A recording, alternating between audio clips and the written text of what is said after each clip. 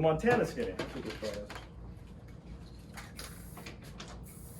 This one's going to give you more of a dot, and a dot is one of those, obviously. But it's going to be a smaller one. There's ones that spray about the size of your head or like basketball size. They're really big. This is still very much in the skinny cap zone. If you guys look at the bottom of your caps, the stem is going to indicate if it's a thin tip or a fat cap. The slit that's on the bottom of these stems, the wider that is, the more paint is regulated through the cap. So it's going to be a fatter cap. The thinner that line is, that little slit in that stem, the less paint comes through, which is going to be skinnier. So it's a good way to always indicate what kind of cap you're using if you don't know what each cap does when you go to grab it. Just look on the bottom of the stem. If it's got a really wide slit in it, that's going to be a fat cap, and you're going to do a big area with that. If it's thinner, you're going to do smaller lines like these ones here.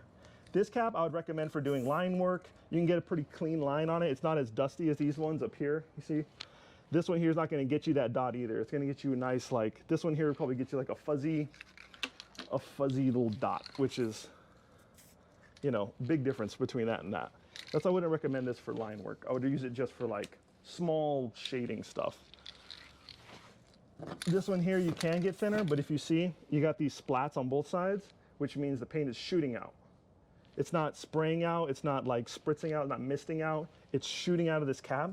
So if you're doing fast line work, you got to move it a little faster to avoid these. So this, if you like to move, if you like to get into a good rhythm of painting, you know, if you're doing line work like this where you're moving fast, it's good for you. But if you like to take your time with it, you're gonna get splats, you're gonna get these things you don't necessarily want. So it does depend on feel. So that's what this one's gonna do. For if you like that feel, I'd go with something like that.